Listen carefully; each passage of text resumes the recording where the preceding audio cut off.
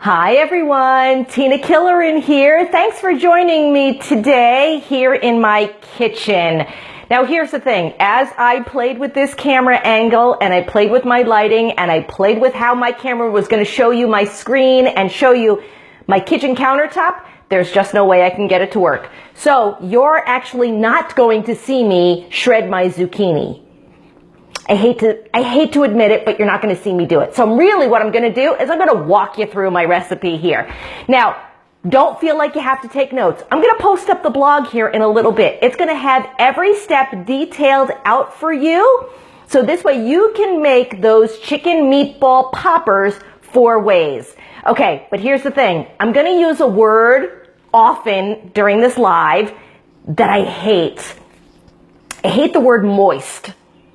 There's just something about the word that kind of skeeves me out a little bit, okay? But if you guys have ever used or cooked with ground chicken before, you know that there's like a moisture to it, right? There's a texture to it.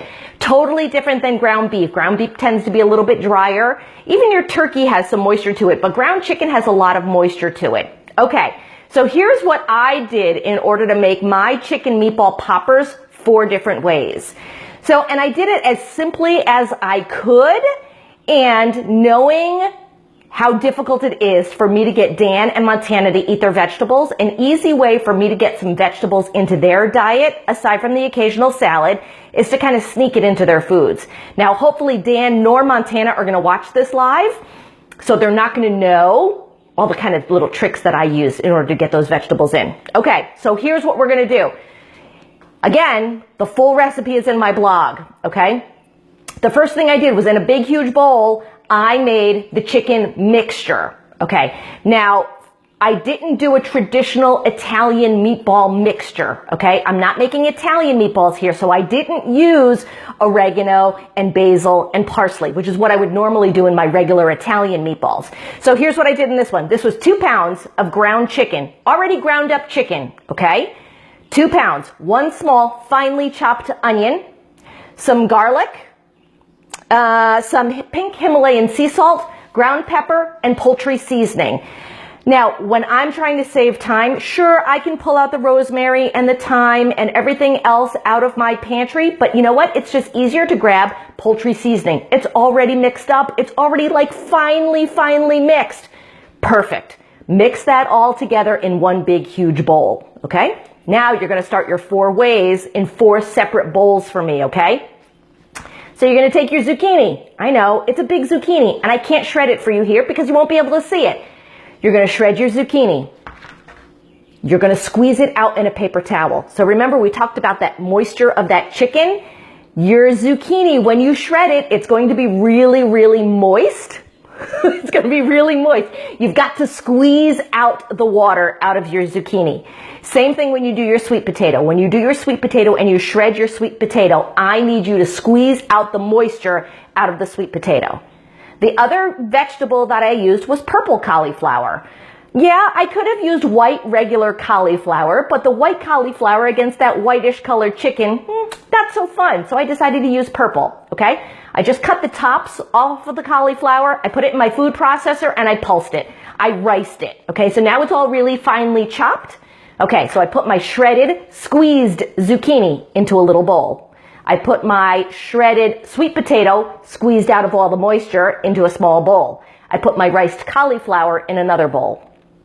Okay, buffalo chicken, because who doesn't love buffalo chicken? Don't we all love buffalo chicken? Okay, remember, I'm talking about that moisture in that chicken, right? It's soggy. Now, if I were to just take buffalo sauce and add it, it'd be a hot, soupy mess, and there'd be no way that you could get any shape out of that. So here's what I want you to do. I want you, oh, thanks, Christine. I'm glad you like my kitchen. And I actually did my dishes, too, so it's all nice and clean. I took panko breadcrumbs, and I mixed it with my hot sauce. So I actually mixed the breadcrumbs and the hot sauce together before I added it to my meatballs. Okay. Now, normally, when I make Italian meatballs, I make my meatballs with breadcrumbs, okay? But because I didn't want to put all of that bread into all of those meatballs, I only, that's right, Cherish, moist chicken. I don't know. I'm telling you, it's like wet and slimy almost. Got to get rid of that moisture in that chicken. I take the breadcrumbs and I have to mix it with water when I make regular meatballs, okay? So when I did the buffalo chicken meatballs, what I did was I took the breadcrumbs and I took the hot sauce and I mixed it together first, and then I added it to my chicken.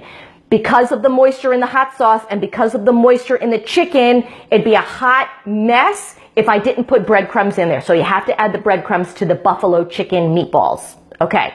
Take your chicken mixture that we made at the first part of this recipe, right? Divide it into 4, mix it into those 4 bowls. The buffalo chicken, the sweet potato, the riced cauliflower, and the shredded zucchini, right? So you're gonna mix those all up together.